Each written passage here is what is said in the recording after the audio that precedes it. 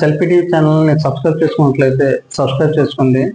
రెండు తెలుగు రాష్ట్రాల్లో latest political news కోసం, అలాగే మూవీ రిలేటెడ్ న్యూస్ కోసం, అలాగే స్పోర్ట్స్ రిలేటెడ్ న్యూస్ కోసం మన సెల్ఫీ టీవీ ఛానల్ని సబ్స్క్రైబ్ చేసుకోండి. రీసెంట్గా జూబ్లీహిల్స్లో ఉప ఎన్నిక నిర్వహించడం జరుగుతుంది. నవంబర్ 11 నిర్వహించే ఈ ఎలక్షన్ కోసం బీఆర్ఎస్ అభ్యర్థిగా మాగంటి సునీత గారు, అంటే ఇంతకుముందు ఎవరైతే 2023లో గెలిచి ఉన్నాడో మాగంటి గోపీనాథ్ రెడ్డి గారి యొక్క భార్య, ఈ భార్యకే బీఆర్ఎస్ టికెట్ ఇవ్వడం జరిగింది. అయితే నవంబర్ 11 జరగబోయే ఎలక్షన్ కోసం బీఆర్ఎస్ ఆల్రెడీ ఇప్పటి నుంచే ప్రచారం జరిగింది. రీసెంట్గా ఒక బహిరంగ సభ కూడా జూబ్లీహిల్స్లో ఏర్పాటు చేయడం జరిగింది.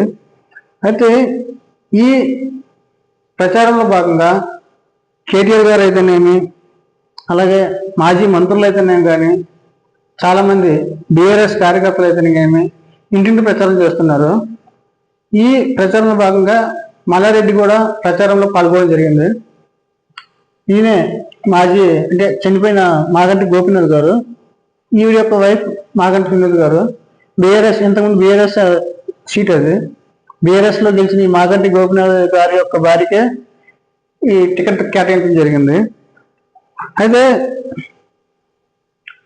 రీసెంట్గా జరిగిన బహిరంగ సభలో కేటీఆర్ గారు మాట్లాడుతున్నారు, కాంగ్రెస్కి అయితే డిపాజిట్లు కూడా దక్కనయ్యాను, ఒకవేళ కాంగ్రెస్ గెలిచినా అది దొంగ ఓట్లతో గెలుస్తుందేమో అని అనుమానం వ్యక్తం చేస్తున్నారు.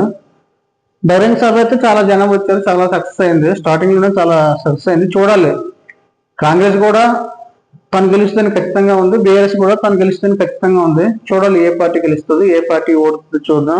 నవంబర్ 11 ఎలక్షన్ జరుగుతుంది, నవంబర్ 14 రిజల్ట్ ఇవ్వడం జరుగుతుంది.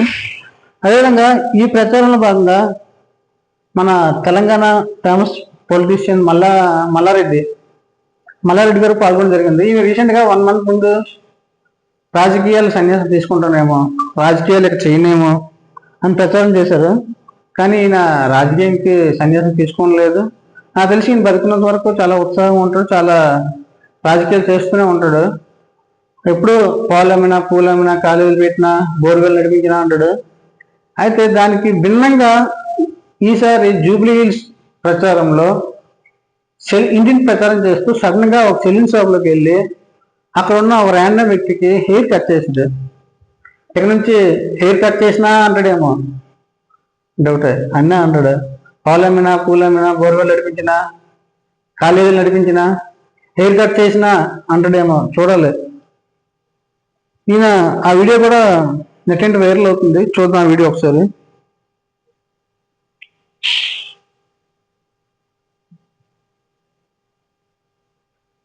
ఇదే వీడియో.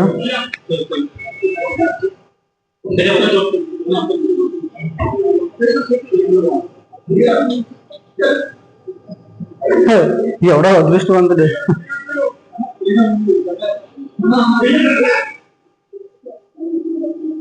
ట్రిమ్మింగ్ పెట్టాడు.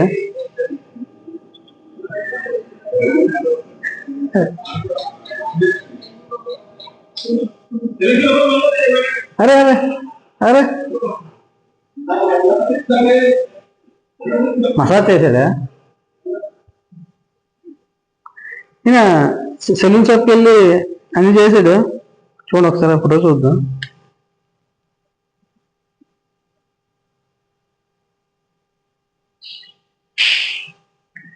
ఈయన ట్రిమ్మర్ సెలూన్ షాప్లోకి వెళ్ళి ట్రిమ్మర్ అయితే ఇచ్చేసి కానీ హెయిర్ అయితే కట్టకాలి. మేబీ స్విచ్ ఆన్ చేయలేదేమో, చూడాలి. ఎక్కడ అయినా తల మధ్యలో ట్రిమ్మర్ పెట్టడం పెట్టండి, స్టైల్ కట్ చేస్తుంది కానీ తల మధ్యలో ట్రిమ్మర్ అంటే స్విచ్ ఆన్ చేయలేదు. చూడాలి. ఈయన మల్లారెడ్డి తుమ్మితే తుఫాన్ అవుతుంది, ఏకంగా ట్రిమ్మర్ పెట్టాడు, మరి ఏమైతే చూడాలి. ఆల్రెడీ తుఫాన్లు వచ్చిపోయాయి హైదరాబాద్కి. కానీ ఇక మాత్రం ప్రతి నవంబర్ 11 వరకు జూబ్లీహిల్స్లో ప్రతి పార్టీ ప్రచారం జరుగుతుంది.